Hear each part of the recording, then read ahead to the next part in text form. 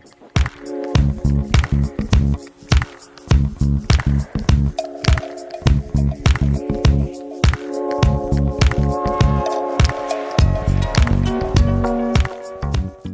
up, everybody? Welcome to the Arizona Youth Alive podcast summer series. If you tune in regularly, you know that the first and third Wednesday of every month, we release new content, 20-minute video. But here at Youth Camp, we are doing a short series, a mini series of Youth Camp podcasts. This is the very first one. However, our normal scheduled first and third Wednesdays are still happening. We have one going live next Wednesday, talking about slow growth. You want to hit that up? Don't miss it. If you haven't subscribed to our YouTube channel yet, Arizona Youth Alive on YouTube, hit it. If you haven't followed us on Instagram yet, what kind of person are you? Yeah. AZ Youth Alive. So a couple things. We got a special guest named Kyle Embry with us here. But before we get into anything, I want to let you know about two things happening. One, Arizona Youth Alive one-day conference happening August 24th. If you haven't registered for that, you need to. It's going to be awesome. Listen, hey, if your students are leading campus clubs or if they're not, this conference is for you because we believe the schools, everyone's in mission field, and we want to help you reach your campus. As well, we're going to be releasing a new resource called Alive in 5. It's a really practical way for students to have gospel conversations. We're going to unveil it, and it's going to be really awesome. We're going to have some special challenges attached to this. So Alive in 5, going to be there. YouthAlive1day.com to register. Only $25. The cheapest thing we do in the district. I'm just saying, you don't want to miss it. It's going to be fantastic. Also, we're starting to Speed the Light drive for Youth Alive from the one day all the way to Youth Convention, where we're going to be taking up a Speed the Light offering for our truck and trailer for 7 projects. But speaking of 7 projects, we have the 7 project legend with us today. Kyle Embry, Youth Alive, North Texas. Kyle, say what's up. Hey, what's up, guys? My name is Kyle. Been married to my wife, Janelle, for 20 years, and we've been doing Youth Alive for 11 of those years. Have 2 kids, Mallory and Tyson, 14 and 11 years old. We love Youth Alive. So daughter, soccer, son, golf. Yes. Love it. Athletes right here. Me, you can tell. Not. Sweet. All right. Well, that was good. Well, hey, my friend, what I want to do today is, fun fact, full transparency, we recorded a full podcast earlier, and guess what happened? Yeah, the garage band shut down, and you lost everything. What happened, But hey, what does Scripture say? A righteous man falls 7 times? Yeah. This one's going to be better. We're going to get back up. Let's go. God's grace. Hallelujah. Well, hey, what I want to do is I want to talk about the 7 project. We have done 2 7 projects this year. Saw 116 kids get saved. Awesome. God's doing great things. But we want to see more things happen. And so what I want to do is kind of talk about the 7 project, what it is, how do we make it happen, and see what we can accomplish in Arizona next year. So, Kyle, why don't you tell us what is the 7 project and how do we do it? Yeah, let me first by saying this, Christian. Man, I am super excited that you're a Youth Life missionary. You and Brittany are doing such an awesome job, and I love your passion, love your energy. In Arizona Youth, Arizona Youth Department, Youth District, whatever you are, just you have a valuable resource here that you can connect to. This passion, the creativity, these podcasts, all that you're doing for the one-day conference and the Speed the Light rally, all that kind of stuff. You are doing a great job, Christian. Thanks, man. So, to the question, 7 Project. What is a 7 Project? This is what I like to say. 7 Project is really a 14-week missions trip that you take your churches and city on.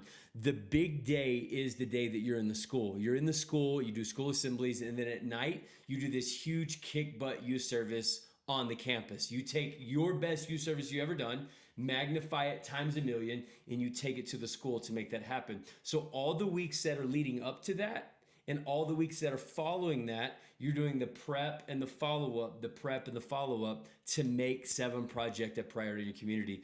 There are 3 things that I believe Christians separate us in being from different other events. Number 1 is that the 7 Project involves students. We want students to share their faith one-on-one with their friends. We want students to go to the principal and to make this happen. We want students to be the hero of this event, not us, the students. The second thing is in a 7 Project is that we have schools involved. You and I both know as youth pastors, we can do events all day long and never involve the school. But with a 7 Project is we want school to be the centerpiece. And then thirdly, we want multiple churches. And in a day where it seems like we're divided and separated, the goal of Seven Project is to come in and bring those churches together of all denominations. That being the centerpiece of it all is that we can agree that the school is a mission field, that students need Jesus Christ. Amen. And to me, that's a Seven Project. Students, schools, and churches all come together to make an impact in the community. Amen. One of the things that I've been sharing is the win for Youth Alive is first-time salvation on a campus and connection to a local church. Yes. And I feel like the Seven Project, that is the lob of a win. So why are we talking about this is we're introducing to our club leaders and our students this next year that we want to see every club do a yearly reach event. And I think a Seven Project is the perfect goal for doing your yearly reach event. Let's talk this direction. How, from start to finish, how do we get the conversation started and then get it to the day? Yeah, I think one of the hardest hurdles to jump into Seven Project is the first step, and that's the ask. When I meet with principals or I meet with youth pastors, they're all fearful. They're all anxious. Like I'm afraid to go to the school. I'm afraid to meet with the principal. But when we just go and ask, we realize that sometimes Seven Projects are as simple as an ask. It's just that one conversation, and the principal says, yeah, sure. Y'all coming in on February the 13th. We would love to have you. And then you go, whoa. Is that easy? Yeah, it's often that easy. Meet with the principal, pitch the vision, make sure that they know the difference between religion and what you're going to do in that school, and that when we come in and do a school assembly, there's not going to be any Jesus talk. There's not going to be any Christianese. We're going to keep that church and state separated, so then the principal has full relief in their mind of going, all right, we can do this. And then you've got to be upfront and clear that the night service is faith-based. We're not trying to hide anything. We're not trying to bait and switch. That night service is faith-based as a volunteer event that's hosted by the community for students in that school. And that's where you get away with the legality of it. These students are not forced to come, and the school is not endorsing this event. Yeah. This is a community-driven event. So talk to me about the technicality of just having the conversation with the principal. What are some things that you say, like, hey, this is what we want to do, like I without coming across like you're just trying to, you know what I mean? So what does that conversation with the principal look like? Yeah, it's very respectful. It's very honoring on their time. You ask for 10 minutes and you take 5. Every meeting I've had with principals goes super fast because you have to honor their schedule, them dealing with parents and students, and the bell schedule of their school. So you always want to be sharp with your words, direct and to the point, and cast vision for what you're trying to do with your assembly. So I love our assemblies because with Seven Project, we call them a customizable multimedia presentation that they get options. Well, what do you mean options? We give them a list of 10 to 12 different topics. They get to pick what we talk about.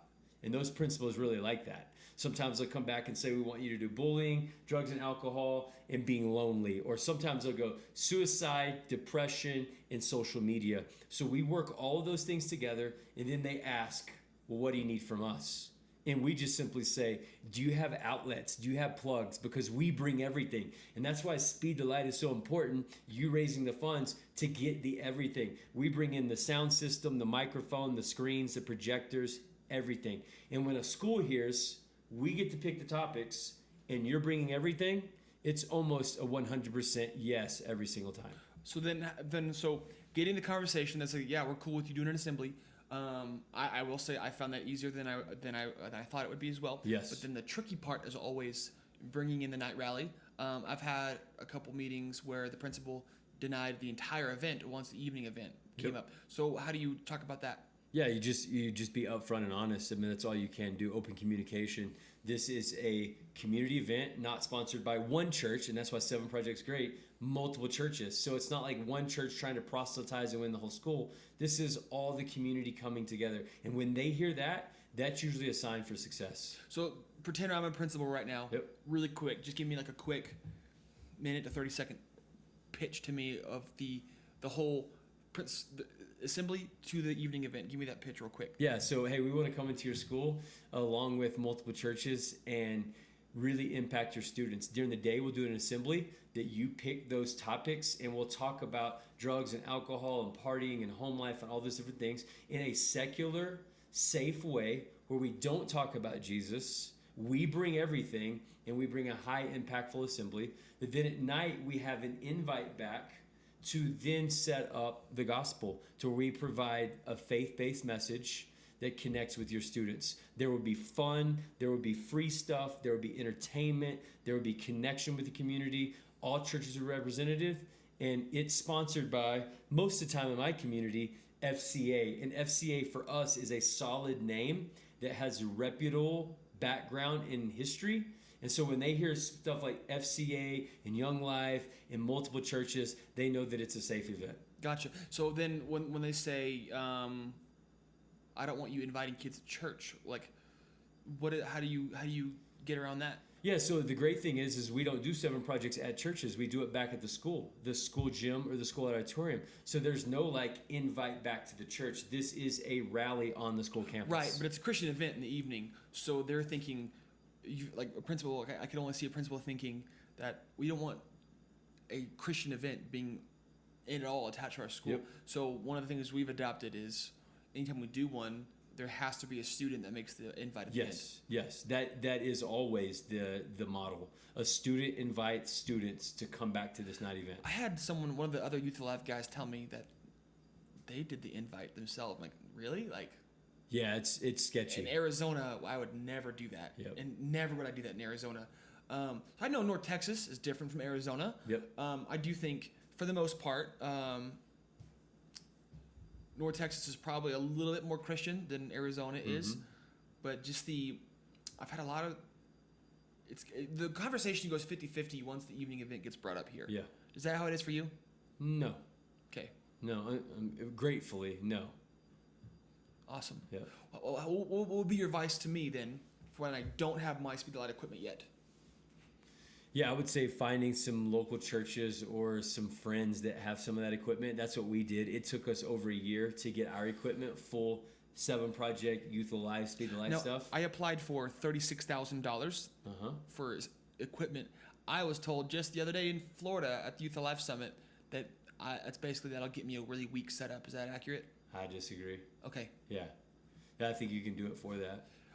They were telling me it meant well. The ours was 50, and the projector itself was 10. I'm like, good Lord. Yeah, projectors will be your most expensive item for sure. Yeah, because you need a strong enough projector that's going to be able to shoot through gymnasium lights, through the fluorescent lights. Every gym, their lighting structure is different, and you got to have strong projectors to shoot through on a gymnasium. Gotcha. So then we got the covered of now that we've talked through the principle. Here's what I tell youth pastors. If you can get the meeting wherever you are, whenever, I will do whatever I can. I will move my schedule around. I will be there, and we'll make that meeting happen. So how do you coach students and or youth pastors to get the initial meeting set up? Call, email, drop by. Most of the time, principal will not respond to an email or even a phone call. The best successful way is just to drop by. A drop-by visit to book an appointment to make it happen.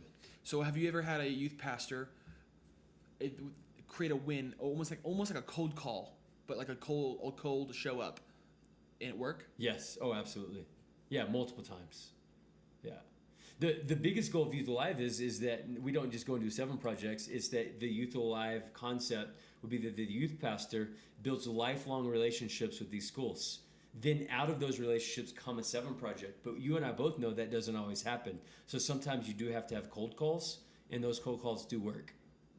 See, I don't want to just think that it's like that because Texas is so much different than Arizona. I do think that comes into play. Absolutely. Because I've heard some of the other guys talk about what Texas is able to do, or Alabama is able to do, would not work in Pennsylvania. Would not work in New England. Sure. And so I'm trying to figure out. Here's what I don't want to do.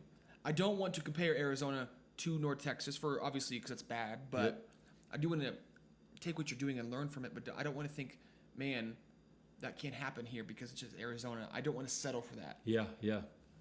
I do think there are things that are going to have to figure out that are just gonna have to be different, because I do think there's a lot that won't work here that will work elsewhere. But I'm really hoping that through this, people are watching and they're thinking to themselves, like, all right, what are the angles that I can use to get a meeting with a principal? So you're saying, to recap here, that I go meet with the principal, I go join a youth pastor, or what about, actually really quick, have you ever had a student make the 7 project happen? Oh, absolutely. Tell me how that works. And often it comes out of moments like this while we're at camp, someone gets on fire, they go back, meet with the principal, set up the time and the date, and then you make it happen. Absolutely. And that's the best way, because then the student is the real hero. So then you tell the principal, hey, the assembly will cost this, and then the evening event will be on the church? Or do you say the church wants to gift the whole thing to you? No, that's a conversation that you have with your churches before you ever go in. So before we ever walk into a school and meet with the principal, I pull the youth pastor, the senior pastor aside and say, how financially do we want to pay for this? Do we want the school to help and cover the assemblies? Because a lot of schools have that in their budget to bring in assemblies, motivational speakers in that, a lot of times through drugs and alcohol. So do you want to do that? Or do you want the network to pay for it all? And then through that, you have your answer. What do you say about this? I like this idea. I didn't mention this earlier, but I like this idea, and it's been tossed around my mind, is I did an event with a church last August, and I was thinking, let's make it free.